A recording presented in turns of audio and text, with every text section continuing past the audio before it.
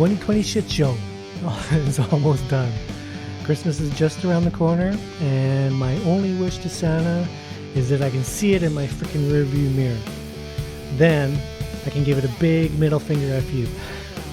Now that I've got the negative crap out of the way, it's time to get inside my brain as we talk to some really cool people about some really cool stuff. So let's get it on. And welcome to my Motley Thoughts.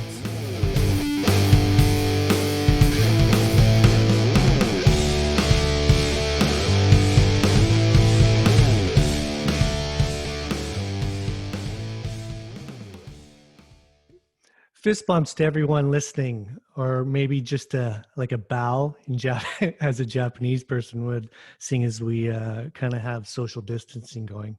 Today's guest is another old friend of mine I've known since I think 19 years old.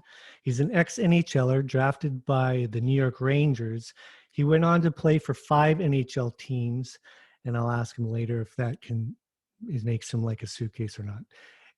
Anyways, he's a fellow Olympian playing in the 94 Olympics in Lillehammer. He also played in a World Championships in 95 in Sweden.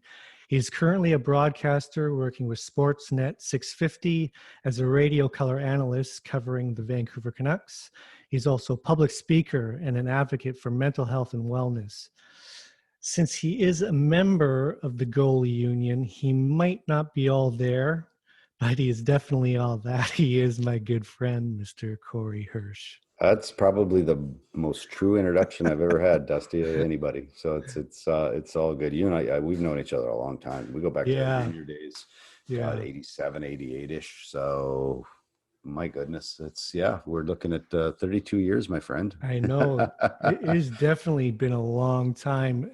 I think when we your first year would have been my second to last year in junior, and were you a rookie when we played that big final? That was my second year pro, or my second year junior. So I was 17. You would have been a 19 or a 20 year old. 19-year-old. Yeah. And you were, it was you and Jamie.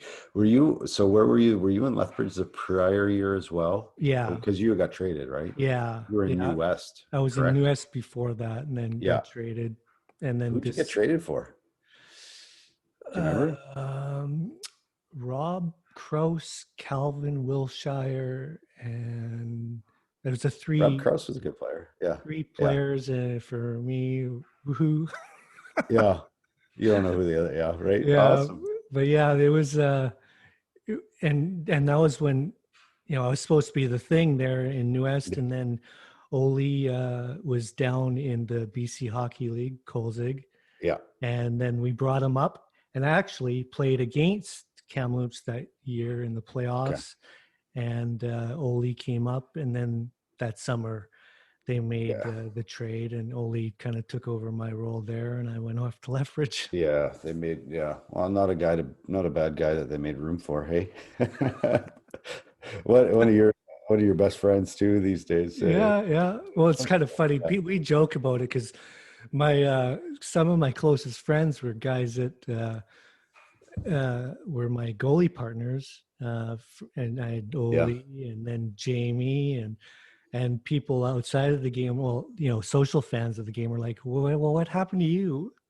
Oh, Jesus. Hey, you had a pretty good career yourself. You didn't do too bad. Yeah. You had a really good career. And that's the thing, right? Is it's like, it's so many things have to happen along the way, right? You got a right team, right place, you got to be good too, but there's just, unless you're a superstar unless you're like, Connor McDavid's always going to play in the NHL. It didn't matter where. If you could put him in a phone booth, and he's going to play in the NHL. But for the rest of us, it's like right place, right time, right teams. Getting with good people, coaches. Yeah. And you ended up having a really good pro career over in Japan, which is pretty awesome too in itself. You probably made more money than I did going over there. All us guys that toiled it out over the minors, well, the smart guys went over to Europe or Japan and made money. Yeah, well, I remember my first year pro here. I think my contract was for like, I don't know, 30 grand. Yeah. In the IHL, it was 37 grand or something. If that, it was pretty brutal. And when I finally went over to Japan, it definitely changed my life. I don't have any regrets, but it's kind of funny. It took a long time for me to accept some of the, the direction changes, how kind of my career went as opposed to others. But it said some people never ever come to terms or kind of recognize their own mistakes. I was fortunate enough to kind of see the light on myself and some of the things that I did along the way, because you're right, like some people are talented enough and it doesn't work because of just luck or timing, but sometimes we also make bad decisions as well. And I made some of those along the way. I thought, so did I. But I guess it's how you recognize yourself and understand yourself kind of makes you grow as a person. And I was fortunate enough to finally kind of see some of that as I grew up and moved along my career. Yeah, I was the same. I did some things too, but when you're a kid, you almost have to try to forgive yourself for, we're considered 20 years old, we're considered adults, but you're really not an adult. You're not even close to, like, you're still a kid, right? Yeah. You're still trying to you think you got the world figured out, right? And I'm still trying to figure it out. And you look back and, man, a lot of great things happen too, though, right? Like so many good things along the way. So many people, friends we met, right? I mean, who'd have thought you and I'd be sitting here doing a video podcast together, 32 years later, where I'm coming over to your house every once in a while, getting you to teach me songs while we're in the Western Hockey League final, battling it out against each other.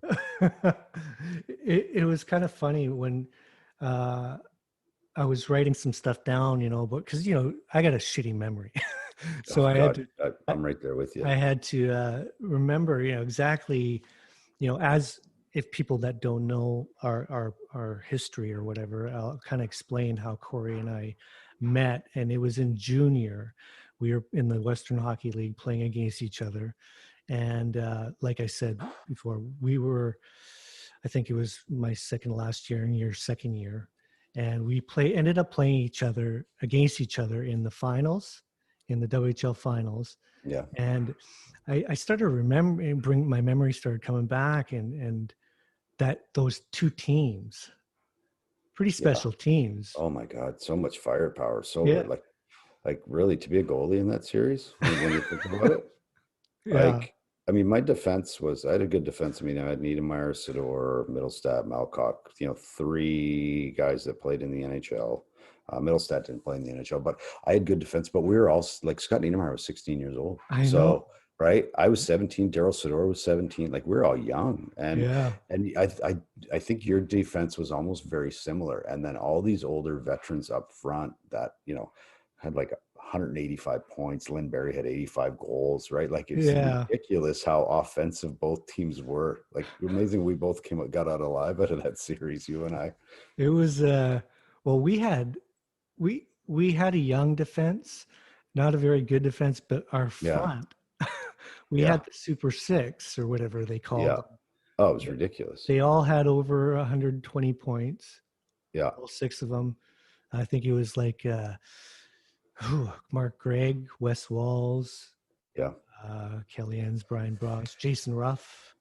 You had Corey Lyons, didn't you? Corey Lyons. Yeah. And from anywhere. Yeah. And we were kind of similar to the early Edmonton Oilers. Yeah. A lot of defense. And they used to joke about it. They're like, stop the puck, we'll score the goals. And you stop the puck. And they would, like, if they were having an off night or whatever, they're like, relax, we got this. Yeah. We're going to score 10, even if you're led in 9, right? Yeah. I had that too. I was the same. I think my goals against average was like 385 or something like that year. Well, I looked at our the goalies that year, and I was first in the league in goals against at 358. And you were like right there. That was like the top. That would get you sent to not even the BCHL nowadays. You'd be in the KI, right? You'd be even a league lower than that. But I get embarrassed when I look at the DB or the elite prospects, and I look at my stats, and I'm like, oh my But God. there was no, I mean, there was no defense. Like they didn't play. There was no systems and defensive play. And if you had a system, you were better. Like Ken Hitchcock had systems, right? And Bob Lokes was your coach, and he put Yeah. in systems that Yeah. Ken Hitchcock knew. There's no doubt why we were, and how the other coaches were just, they didn't know what to do. Now coaching is just kind of choked the life out of the game defensively, right? It's so different. It's way different. You sit in those meetings as a coach, Hmm. and it just gives me a big headache. Yeah, it really does. It It's goes so on and on. overcoached. It's pretty Yeah. heavy now, and it's interesting, and I get it, but it really is. You can say kind of overcoached at times. It's Yeah. overthought, and almost you kind of go in circles sometimes in those meetings. It's crazy. I didn't. So I just pulled up your stats. I didn't know you ended up in Regina the Yeah, following year as a I 20 was. year old. Yeah, I was in Hartford's camp that year Okay. and went to Springfield. And for all intents purposes, everyone thought I was staying. I had a really good camp and thought Yeah. I was going to sign. And then the last minute, I think it was Johnson Eddie was Okay. the GM there, and he said, "Unfortunately, we're gonna have to send you back to junior." And I was like, "Okay," because Wow. Loxie thought I was staying. So he made some moves, and and Jamie now was going to take my spot as the number one guy. And so I told Loxie, I said, "Okay, trade me."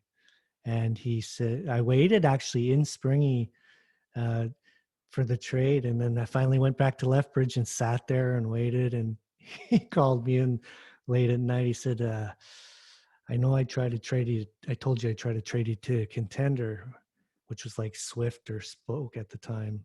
Right. He goes, "But we got a really good deal, and we had to take what was best for the organization." I had said, "Just spit it out, Luxie. Where'd you trade me?" He goes, "Regina." And they were like Oh. dead last in the league. And well, anyone that knows Regina, I Oh. was Freezing. I was like, Freezing "You cold. gotta be kidding me." And he goes, "Yeah, and they want you there tomorrow." And I was so bummed. And I'll tell you what, though, I met a lot of great people. I played with Silly and Huey, Jamie Heward and Mike Yeah. Sillinger. Met some really good friends there. But when I got traded there, I was like, "Oh, my life just ended." Unbelievable. I'm looking at the year right now. I had an 876 save percentage. 382, and I was probably second in the league after you. No doubt. Oh, that's it, fantastic. Yeah. a lot of good times, though. A lot of good times. I actually just Oh, had some amazing times. I had Jamie on uh, a couple shows ago, and it was so much fun because I stayed close with Jamie, but Yeah. we don't see each other anymore, right? Because No. of lives and where we live and careers. So it's always so nice to just sit back and chat. Like Yeah. I write some stuff down and I want to talk about some things, but it really does kind of turn you forget. You just start talking because it's a friend that you don't get to chat Yeah. enough with. Yeah. I mean, that's most of my buddies too. They're all, and everybody's all over the place, right? It's not like, you look at people's lives or movies or whatever. It's usually they're hanging out with their friends because they grew up, they went to high school together, they married, bought a house in the same area. Like I don't have any of that. All my buddies are scattered everywhere, right? Yeah. Like I got one of my best friends is Glenn Metropolitan. He lives in Tampa. You're in Vancouver, right? Like Ole Kolzig, where's he? He's all over the place. Is he down in Tri-Cities? Is he in Washington? Right? Like all He's those in guys that way. Florida, Yeah. I Oh, he's think, in Florida, or maybe he moved back to try. I right? can't keep track. Yeah, exactly. But it's funny when you see each other, it's like old times. Nothing's changed, right? And that's the Yeah. greatest part of it. That's a little bit different compared to the average person. Yeah. They are like, "How come you guys, you got to make a bigger effort?" And I'm like, "They'll be my friends." Like it Yeah. just kind of you pick up where you left off. I do try to make a more of an effort now Yeah. because I think especially right now Yeah. uh, I agree. it's important because not everybody is wired the same, and some people need a little more. And we'll talk about this later. I like to leave the more serious stuff for later on, but as far as mental health is concerned. But I think it's important to stay connected. I actually usually exit my pod and I reference staying connected to people you Absolutely. care about, for sure. Absolutely, especially now. And I think that's one thing that I've been taught through this is that, I'm a lot more connected with my friends, and just checking in on people. The way things have gone, it's been, you know, hopefully it'll end here soon, but it's still going to be a while, right? We're still going to have to take care of each other. And that's the most important thing right now. And appreciate each other, right? Yeah. Yeah. Well, and I told you before the show started, I like to stay out of politics and stuff. Uh, but in general, I can say with everything that's going on, whether you're right, left, center, black, white, or purple, Yeah. the, I do believe that we are going to have to kind of come to, stick up for each other, take care of each other, because it's like the chaos is just out of hand, and people are Big time. losing lives, like in the field that you're a big advocate for, and especially uh, secretly, people are more than just struggling. So um, staying connected is huge, and that's the biggest reason why I started this. Yeah. I wanted to chat about with friends about things that I liked and cared about, and just wanted to have a good time doing that. And the first couple I did, I was like, I'm glad I started this, because it's a lot of fun. Yeah. And it is fun. And you know what? You never know who you're going to reach and who you're going to help. You just don't know. You don't know Yeah, who, yeah. right? So, and that's the biggest thing is that it doesn't matter if who it is or whatever it is, but you just never know who needs to hear what they need to hear, and you might help somebody through it, right? So I think it's awesome. You know what? We can jump back to the fun stuff. I was going to ask you about some of the coaching stuff, and then we'll talk about you playing some Yeah, guitar and whatnot. But since we are on the topic, of the mental health and the awareness and everything that you've really kind of focused a lot of your life towards it as you moved along here. Um, can you explain to some of the listeners exactly what you're doing, how this all yeah. came about? Well, I have a obsessive compulsive disorder. I was diagnosed when I was like 24, 25 years old. Hmm. Um, and I look at it. So my hockey career, I spent 20 years playing hockey. Um, but I'll have mental health issues the rest of my life. That's just the way it is. So I'm going to have mental health issues the way a lot longer than I'll have ever played hockey. It's such a significant part of my life. And I look back and, why did that happen? Why did that happen? But, I advocate for mental health education in our school system. I advocate for, bringing light to people that are struggling with suicide, things in that direction. And basically the system and how, I'm telling people to reach out and get help, and it's difficult to get the proper help. The system is not set up to help people with mental health, and we need to Hmm. change that. So that's really what I advocate for right now. It's been a long time. My story came on the Players Tribune about 3-4 years ago, and since then my life's changed immensely, Dusty. Like there's nothing like when you talk to somebody, uh, you know, that's really struggling to getting into help in their lives. You see their lives improve so much once they get the help, and how much better there's no win in hockey I ever got that made me feel that sense of purpose and that good. It doesn't even compare, right? So I'm doing what I'm supposed to be doing. It took me a while to get here to this point, but this is truly my path. Hockey has given me an unbelievable platform, which I'm blessed to have. Um, but the platform that I thought was to be an NHL player and make millions of dollars actually turned out to be a mental health advocate and to help people. And now you don't even think about the money, right? It's about helping people, and good things come your way when you do that. Whenever you help somebody, it's amazing how it comes back tenfold to you. Wow. No, that's excellent. It's strange how things kind of just happen, and when you think you're on one path, it kind of takes you down another and guides you unintentionally sometimes.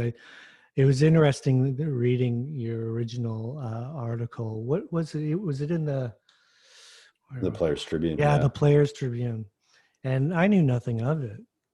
You No, know, nobody did. I mean, I hid it for so long, right? Like all yeah, my friends and that, we'd been friends for years. But yeah, I think a lot of people were quite shocked when, that didn't know me. But I think the shock came to most people was people would see obsessive compulsive disorder as, hand washers or people that are overly neat and organized. And right, unless you know about or have been affected by or someone you love has had it, you know that it's so much more than that. And people are like, oh, that's so they wash their hands a lot. Nah, what's the big deal with that? So they're clean. Oh, so they're neat. So that no, it's not like that. There's so many more facets of it. And you can't see because I do everything in my head.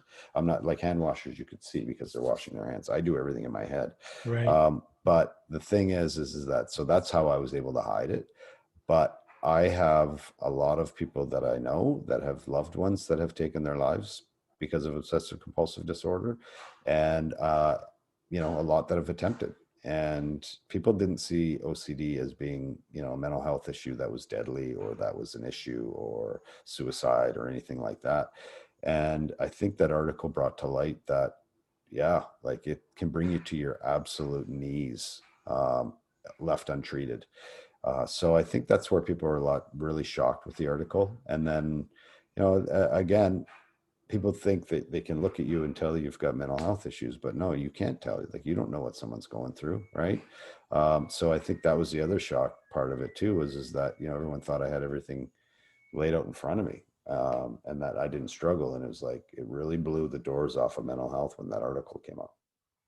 Yeah, well, definitely did. I remember um, lots of people I know, had texted me after and said, because they knew that I knew you and we were friends, and if I asked if I had known Yeah. about it, and I was like, actually, that was the first time I got a text was when I decided to read it because I didn't even know Yeah. what they were talking about. So I read it, and then I got more people contacting me, and I said I had no idea. I had Yeah. no, yeah. So I find that very fascinating, um, but fascinating, but not so surprising. I think uh, with anything, and not just that type of disorder, but just things that aren't something that you necessarily be proud of per se. Yeah. People hide things. It's just our nature. It's how we are as people. If it's not something to be proud about or put on a mantle and show Yep. off to the world, we tend to kind of hide things. And so I wasn't so surprised, as more fascinated and curious, and I was concerned, but it sounded like you were on the right path for Oh sure, yeah. for Yeah. sure. No question, and it's not a place of coming. Hey, feel sorry for me or this. It's a place of, you know what, I'm good. Like, you can go have a great life too, right? This can happen to you, and you can get out on the other side. And that was kind of the message out of all of it is like, you know what, just because this happened doesn't define you as a person. It's no different than, somebody that has diabetes. I didn't ask for a mental health issue. I didn't say, give me obsessive compulsive disorder, or I go out and do things that would get me. I didn't ask for any of it, but it happened, right? Right. Just no different than somebody that gets cancer. They don't ask for it. They're not, they're not sitting there asking for it. And or someone that has diabetes is it's no different, yet it's been treated differently. And it's time that changes. Like, our brains are very complex. We don't know even a tenth of what they can do, but they're still physical pieces of our body, and they are going to break. That's just the way it is. No different than your nose can break, or your arm, or your elbow, or your heart can, dysfunction.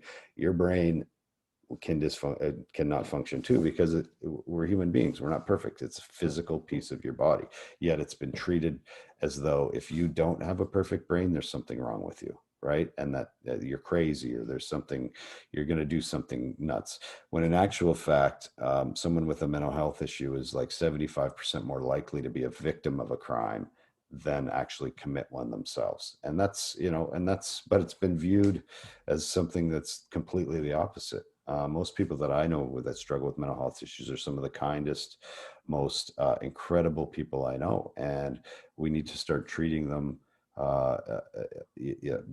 as when you start treating this like we treat physical health, it's no different. And that's where I think, I want to see change. Hmm. I just started watching that program. I think it's on Prime, Amazon Prime, and it's the Probert story. Yeah.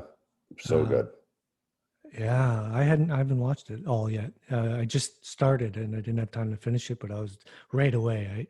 I was I was entranced by the whole the beginning, and I was a big fan, obviously, and but you could tell it's taking a turn Yeah. early in the show, and it's heavy. Yeah. Well, and see, that's why I advocate for mental health in high schools and middle schools and even elementary, because it didn't have to go that way for Bob Probert, right? I mean, this is a guy that should have been in therapy from the time he was like 17, 18 years old. Um, Right, struggling with the loss of his dad, struggling with, but he wasn't, right. And he right. just kind of kept going along the system, and addiction only goes one of two ways. It only goes, either you get better and you stop drinking or doing drugs completely, or you end up dead. There's no middle road, right? You can't Yeah, be an addict and go down the middle, and some do sometimes, no, if you're an addict, it goes one of two ways. It's either you get better and you live a healthy life and or, and that's unfortunately what happened with Bob Probert, right? I mean, it went the other way. yeah. No, I do know the story for sure. Yeah. We all do, but to see it on film and see his family and different people talking about it, it's pretty heavy, man. And he was, and people think of someone like what he must have been an asshole or a bad guy, or people loved him. His teammates loved him. Oh He yeah, was a I know that. great guy, right? Like, and that's why it just feel like it didn't have to go that way. And that story, it does make me sad. Yeah. Well, one of the common denominators, and I can relate to this, is because I was very much like this growing up. As far as I noticed in watching Bob Probert, how he was him and his brother kept everything in. Yeah. And, you kind of had to show an exterior of toughness, toughen up. And we were brought up like that, as I was the same, as far as um, just kind of manning up. You know what I Yeah. mean? And don't get me wrong, I parented my kids, my boys, anyways, a lot like that, with the loving, Yeah. caring as well. But to just have fathers and people just not say anything, and just there's no communication, and then the kid doesn't communicate, and then you Cycle. you Yeah. can never really tell what's going to happen with that person because they're Yeah. keeping it all in. That's how I noticed. That's what I recognized anyways when I saw the whole Probert thing. He's awesome person, but there's things inside of him that if he had to just shared. Yep. And it needed to start. And it was at an early age. It was a young age, right? But Yeah. but people glorified him too at a young age for doing the things that he did. Like getting on the ice and getting in fights and destroying other people, right? Yeah. And it's Yeah. such it's and I used to be that guy too that used to like watching the fights, and my teammates would fight and we'd talk about it, and we'd be like, when I was 16, 17, 18 years old. And now I look back and I'm like, it's not right. And I'm not a proponent of banning fighting or anything like that. I still, whatever, if you're a man, do it, it's part of the game, whatever. I got no problem with it. But it just makes me think, like, uh, I'm playing with Daryl Sador. He's 16 years old. He gets in a fight with Mike Sillinger, his very first ever fight. We're playing against Regina at home in Kamloops. Daryl Sador 16, Mike Sillinger 17. Both played in the NHL. But people are standing and cheering, watching 16 and 17-year-olds beat each other up, right? I'm just like, and at the time I talked to Sid after, and it was we were all like, yeah, great fight, good job and now I'm thinking as a 48-year-old man and a parent, um, like, that's completely wrong. What to watch a 16 and a 17-year-old fight, and grown adults cheering them on, right? Whether it's Yeah. on the ice or off the ice. So there's so much, you could uncover into that, but it's just the way it was back then. Yeah. Yeah, that's a topic in and of itself for sure. Yeah, no I've had it question. with my wife many times because someone that not from the game or in the game fan Yeah, might see things a little differently. yeah, And I respect that. I totally understand it. It's kind of hard to explain some of it because if you're brought up in it, uh, yeah, uh, even the idea of fighting at all to the average person seems totally insane and barbaric. yeah. And I get it, but you also have never stepped in our shoes and how we are brought up in the game. And I also Absolutely. understand things change, and we have to recognize brain trauma and all these different things. And Yep, absolutely. I totally get it, Yeah, but don't dis you can't disregard our upbringing either, and the game itself and what it is, and like for example, some of this how some of the things are. Maybe as far as fighting in junior, do you ban it? Do you not? Well, if you do, but you don't in the NHL, now you're going to run into some problems yeah. with It's kids getting hurt jumping into the NHL because they're not prepared. So yeah. it's a tough topic. I don't like to talk about it with outside of my hockey friends because it's a slippery slope. It's not as cut and dry as people think, right? Right. It's Yeah. You must have, especially yeah. being a broadcaster, you must, because you do have to talk about things like that. What's your thoughts? Yeah, you know what? My thoughts are, I've always been a proponent for if you're an adult, you can make your own decisions. But if you're not, if you're a 16 and 17-year-old kid playing junior hockey, I just feel like a 20-year-old shouldn't be fighting a 16-year-old. And I just don't. I think if you're 18, 19, 20, I'm okay with it. I don't know how you regulate it or whatever. Right. They've done a good job of cutting down on it, but I don't think a 16-year-old kid should be going into a junior hockey team and fighting a 19-year-old, right? There's such a big discrepancy in um, size, maturity. So that's kind of my thing. But once you're an adult, I mean, hey, you know what? We all make decisions that you got to live with the consequences, right? But to me, a Yeah, 16, you're 17 right. year old, they're still kids, and I think we should be protecting them. We don't want to scare great players out of the game, which it used to happen. Remember, a 16-year-old Oh, come in and get the crap beat out of them, and you'd never ruin them. great player, and that was it. Done. You didn't see him for. I played with a guy named Rob Gordon in the minors, and he was an adult, of course, at this time, but he was a skilled guy. We had a bench clearing brawl, and he got the crap beat out of him, and he was a first round pick of the Canucks. That was it. Had zero interest in hockey after that, and really just kind of quit. And that we Wow. don't want that, right? Like that's the stuff we don't want. We want to see the best play, and you should be able to be put in a safe enough environment to use your skills and talent level, right? Without having to worry about that. So like you said, that's a whole nother topic we could get into for hours, right? With Yeah, hockey no doubt. but unless you've been in the locker room with a teammate and felt those emotions where you need to stick up for a teammate, right? Like, and sometimes that can lead into a fight. I mean, that's sticking, you're like brothers. It's like someone pushed your brother or someone punched your brother in the face. Well, guess what? I'm getting in there too, right? I mean, that's just that's the way it is. So Yeah. yeah, it's such a different mentality when you're in the locker room on a team because you're like brothers. And just the way the game is in general. I Yeah, think the kind of family, like you said, stick up for each other upbringing when you brought up through the game of hockey is like no other. And yeah, I've heard that from other sports too. They see that from the outside in other sports. Other pro athletes I know in different sports always marvel at the difference in that nature of how we kind of really take that to heart and yeah, sticking up for one another to the point where you literally take one to the jaw for them, kind of thing. yeah. And that's how we grow up, right? I mean, that's completely how we grow up. Yeah, yeah, no doubt. I was looking at some of the things I wrote down. We were talking about junior, and I wanted to ask you. I've always wanted to ask you this. When you were back in Kamloops, and back then when Hitch was there, it was a different Hitch. And when I mean a different Hitch, he'd pre-losing the weight. And my first year, he was really large. And was that ever and I'm not trying to rip on Hitch at all. Because he's lost a ton of weight.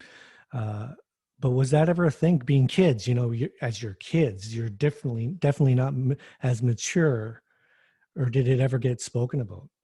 Um, you know what, with Hitch, it was more because back then we didn't understand, why he was like that or whatever. But I mean, so it Right. was just made fun of your coach. That's what you did because he was the authority, and you just as a player, right? Right. Everybody hates their coach. But Hitch opened up to me a few years back, and I won't share his story on Right. it's for him to share. But a lot of it makes sense when I talked to him as because I was coaching with him in St. Louis, and we became more friends Right. than anything. And there's a lot to unwrap in his life, and he went through a lot of some really tough things, and which leads to Right. how he dealt with it, and what he's just a brilliant hockey mind, like probably still to this day the smartest coach that ever coached me, like just a brilliant hockey mind. But as far as his what he went through and all that, it all goes back to mental health, right? I mean, we're all struggling in some form or another. Like we do, even the greatest athletes, they look at Michael Phelps, 23 gold medals, right? Swimmer. Like this guy suffers from depression. Yeah. 23 gold medals, right? You think he's nothing, you think he's got to be the mentally the tough of the tough, right? Like Yeah. how do you be that good in that? And again, we all struggle with something. Yeah. Yeah. No. Well, it's in my family, on my wife's side, and it's definitely if you don't have it, like as far as like issues with depression or controlling, I have bad days and good days like everybody, and some really bad ones. But I definitely I know the difference because I've seen people with depression, and it's almost seems out of their control. Like, and if you don't aren't understanding to it, it can get really frustrating because you're like, well, how come you can't Yeah. put this 'Cause foot in front of the other and just push forward, and instead of lying in bed? But if the more you understand or try to be understanding of it anyways and research it, it's definitely a lot more of the people than you think have yeah. it.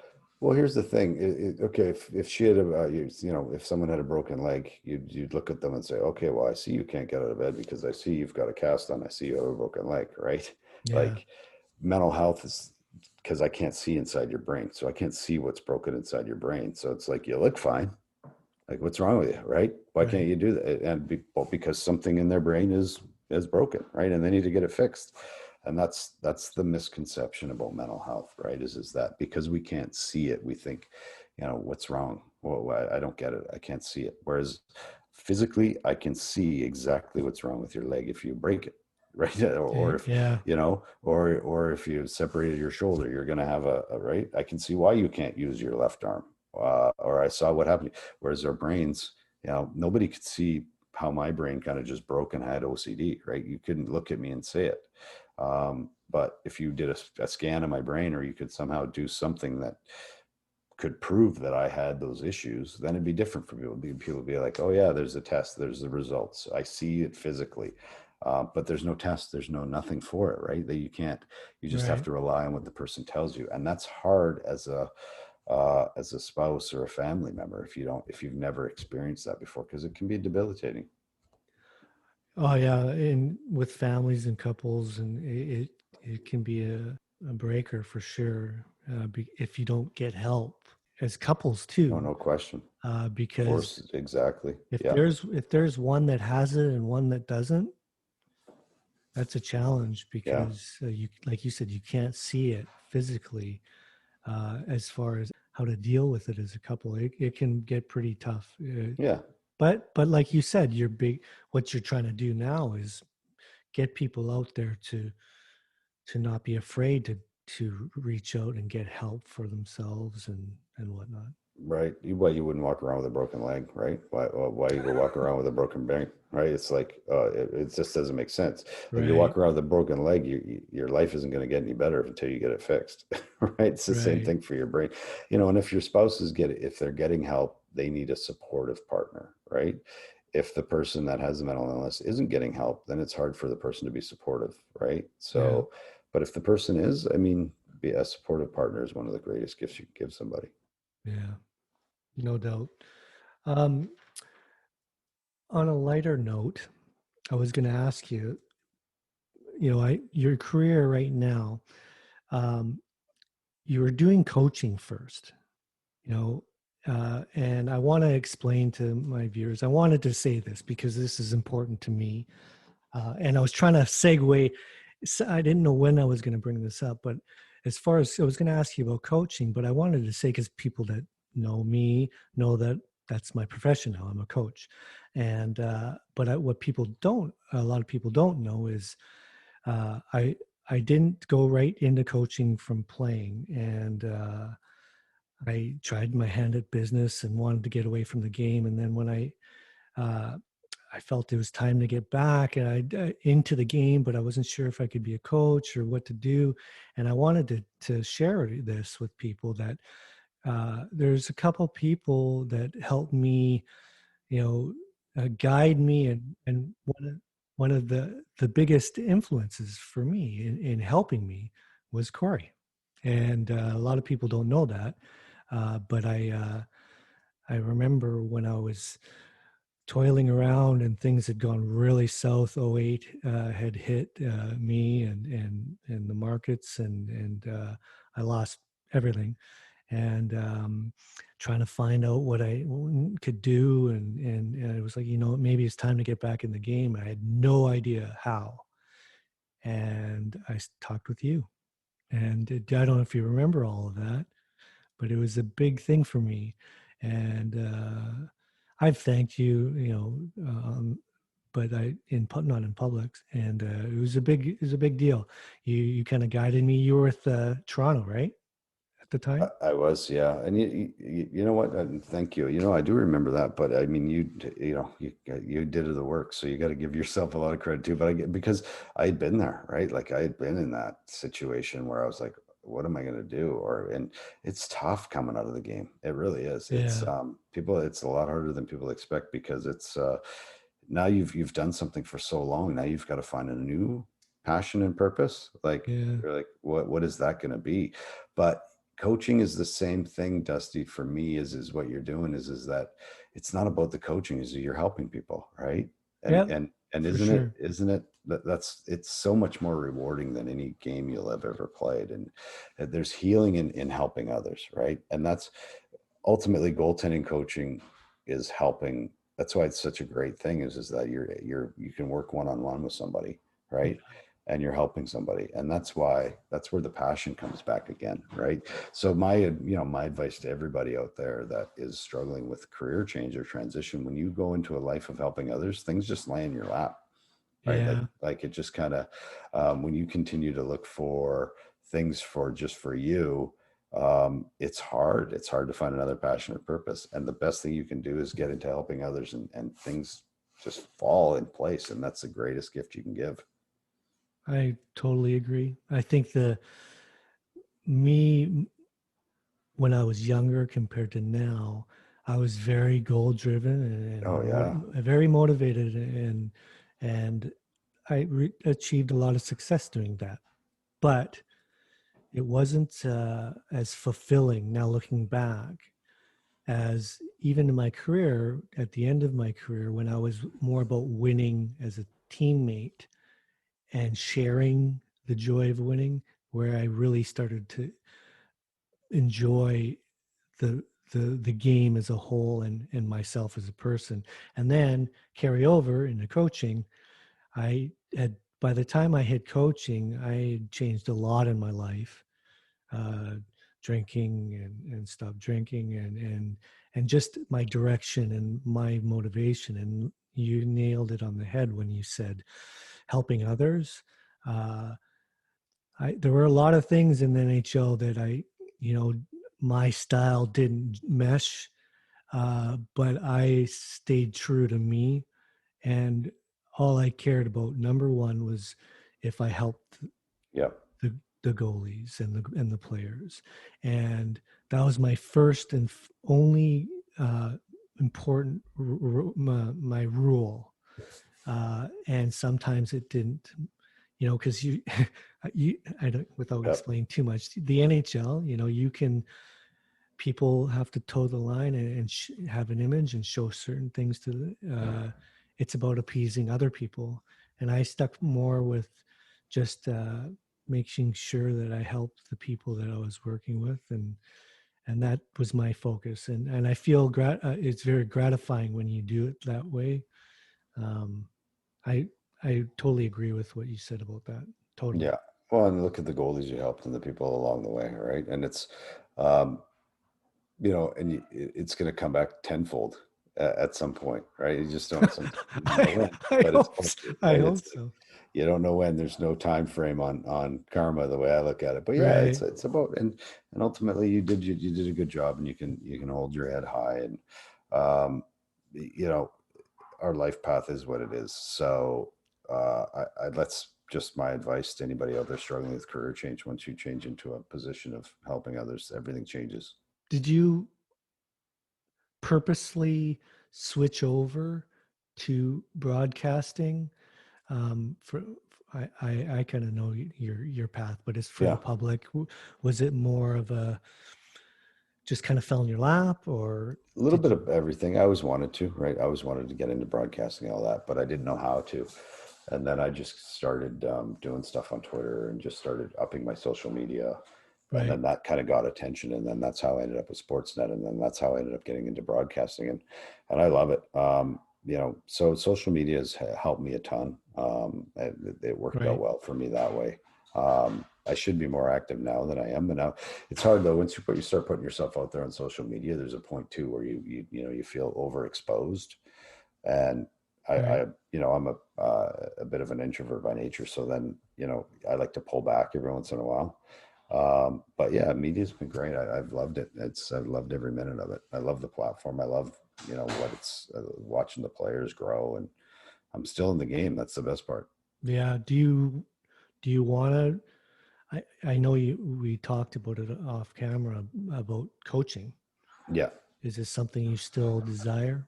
I would go back to it but I'm pretty happy with what I'm doing right now, Yeah. which is the mental health stuff and the broadcasting. I enjoy it. Those are probably my two passions now. Coaching, I would go back to it if I needed to, or I felt the urge to. The only thing that burns inside me, Dusty, is that I don't have my name on the Stanley Cup, and that will burn at me for the rest of my life until it happens.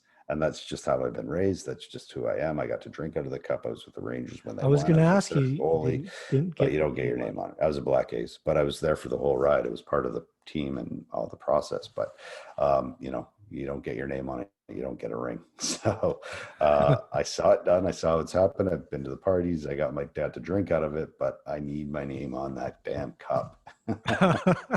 The everyone asks me when they find out that I coached in LA of all those years. They're Yeah. like, "So do you have a ring?" And I'm like, "Oh God." No, it doesn't I work said, that way. no, I went in there right after. Actually, it was the year Yeah. after, but it's uh, for me at the role I was doing for all those years in development and helping guys get to the NHL. I was just happy. That was my victories. Personally, it just made me you feel Yeah. euphoric that it was like they made the show and they got their first shutout in the show, and It's awesome. that's like a Stanley Cup to me. Now, as far as if I were ever to get in a Stanley Cup ring as a coach, it would be totally cool. But Absolutely. it's different. I'm not playing anymore. Like Yeah. they're the ones doing it. I'd be so jacked for them, but it's almost more happy for them. But I do know people that, still love to win as coaches. A lot of motivated people that way. But for me, it's more just seeing the guys achieve their dreams. And I had my day in the sun, and now it's just kind of helping others do that. That's exactly it. And it's exactly what you just said. It goes back to helping others, right? And Yeah. that's the greatest feeling in the world. It's the greatest gift in the world. So Yeah. I think you're doing the right thing and doing the right stuff. Maybe we got to start if we can get out of the houses here and start to do some normal shit. It'd be cool if we could maybe do some coaching together. Or we could start a band. Speaking of, I wanted to ask you, how's it coming? You know what? I've taken a little bit of time off, but I'm really starting to get back at it again. Right? Probably a couple months I haven't played in. So, but I want to get going again on it. I really enjoy it. Yeah. And it helps me with my anxiety and it helps me with my mental health. It really does. Well, you So text I me. need to look at that. Yeah. You There's a text song. me Yeah. wanting to learn that one song, and Such a Chris Stapleton is my favorite, and that might be my new favorite song. And it's called "Starting Over," which is, yeah, it's like it's so, just the title of it is like, I don't know how many times in my life I've had to start over, right? It's just so, it's not what the song is about, but for me, the title is like that right, resonates with me. Starting yeah, over, right? It's yeah. crazy. Oh, I did a little mini pod the other week, and it was about my favorite bands and music growing up and what it meant to me. And at the end, I mentioned some bands that right now that my go-tos, and I have a lot of hard rock stuff, Yeah, but Chris Stapleton is one. so It's kind of talented. strange for me because he's a bit of an offshoot, but he expands over more than one genre of music, and the guy can play guitar like nobody's business, and his voice is just sick, right? Yeah. And, he's written a lot of songs for a lot of other Hmm. I didn't even know all the Right. songs, all the hits he's written, like just so artistically talented. And just when you listen to him, it's like just such an incredible talent, really is what it boils down to. Just uh, the ability that he has. And it's just, to me, that's fascinating because I don't care if you're a professional athlete, lawyer, doctor, when someone is that level of talent, it's just so cool to see it come out of them. It's crazy. His voice, it just blows my mind. Like there's I'm a guitarist by nature, but I'm fascinated with people that can just wail singing Yeah, wise. And there's great artists that don't necessarily have great voices, but there's some that it just comes out of them. It's like God given, and he's one of those dudes, man. it's like it's an instrument in itself, right? Yeah, It's it's so so cool. sick.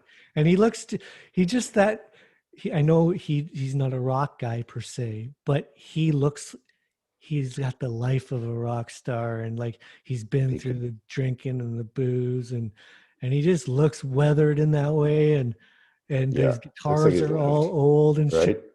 right? He's just the coolest guy. I love him. Yeah, amazing. Yeah, he looks like he's lived. Well, some of the best musicians are weathered, to say the least. Oh my goodness. And God bless them. And that's the thing about being a hockey player, a professional athlete. We all want to be rock stars. All the rock stars want to be a professional athlete. In the podcast with Jamie, we talked about that. Because Yeah. we kind of have a bunch of crossover friends in the entertainment business, and it's like everybody we know that's a rock star wants to be a hockey player, and Yeah. all hockey players want to be rock stars. Right. It's so It's true.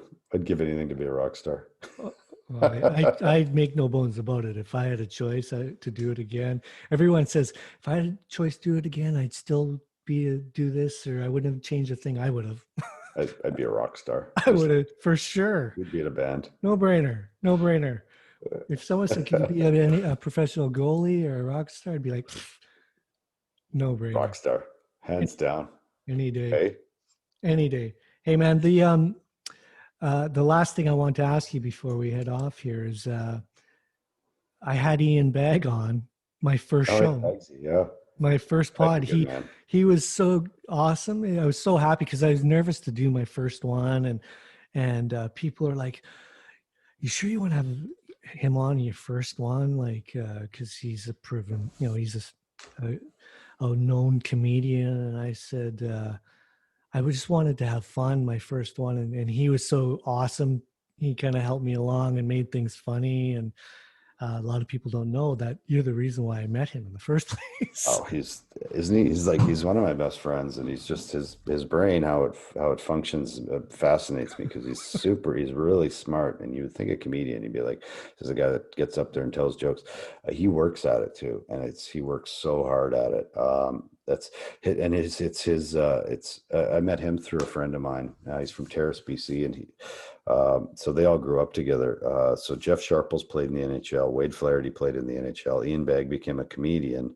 And these three guys are all from the small town up in Terrace, BC, like 15,000 people, a fishing town way up north, right? How do they get three, almost in the same age, same generation, come out with talent like that? And Ian's his gig isn't telling jokes. He has a conversation with the crowd. And it's so impressive how he ties things together and talks to people without offending them too, right? I mean, I've seen him offend people, but it's not like, but it's a conversation of basically just how bizarre people are, right? Like the audience gives him his show, but he's got to orchestrate it. It's like he's like a conductor. It's a mind bender watching. Funniest, I had gone to comedians before, just like you had, and you go and you have some chuckles and you laugh and you go, that guy was funny, and that was good. And then I saw Ian Bagg, and Ian was a friend of mine, but when I went to see him for the first time, like my stomach was sore, right? And I'd never had that with a comedian before, right? Like where it's like it just the funniest stuff comes out. And he's just he's a good dude and a good person. And if you ever get a chance, Ian Bagg, look him up or go see him live because he's incredible. Yeah. Well, I was pumped to even just so I could let people know. As far as worldwide, he's not as well known as some of the other, Kevin Hart's and whatnot. But you want to talk about, I'm fascinated at how his delivery of comedy is just like no other. And I wanted to share that. Yeah. And his mind is different. It just works differently, man. You could go see the same comedian and their shows are typically the same jokes, right, maybe with a little bit different and all that. Ian's shows, they're all different, all of them, because the crowd's different and the crowd is his show, right? So you never see the same show. Yeah, he's got a few of his lead-ins and some of his jokes and are material to lead in, but then the show just takes on a whole new, and that's in itself. I mean, Ian should have a Vegas show, his own show. He should go on America's Got Talent and just go and just work the crowd, and he'd probably win. Right? It's amazing. Yeah. And I started taking the goalies in LA. Jack Campbell, Cal Peterson, Buddha, and those guys. And it was the best thing. It was the best thing because I would actually get a hoot out of just watching their reactions to Ian. Yeah. It's different. It's not the same as regular comedy. It's different. No. Because you're reacting to crowds and how he's... It's a show. Yeah, right. It's amazing. Fully entertained at the end of seeing Ian. He's a great dude. Yeah. Hey man, I really appreciate you doing this with me, and we got to catch up. Oh, absolutely. More, and I'll do that guitar lesson when you're ready to. Oh, I'll be in touch with you very soon to get that done. Probably after the holidays sometime. We'll definitely. For sure. All the best to your kids, and have a great holiday, and let's stay in touch, buddy. Awesome. You too, buddy. Appreciate it. Right on. Peace to you, brother. Thanks, brother.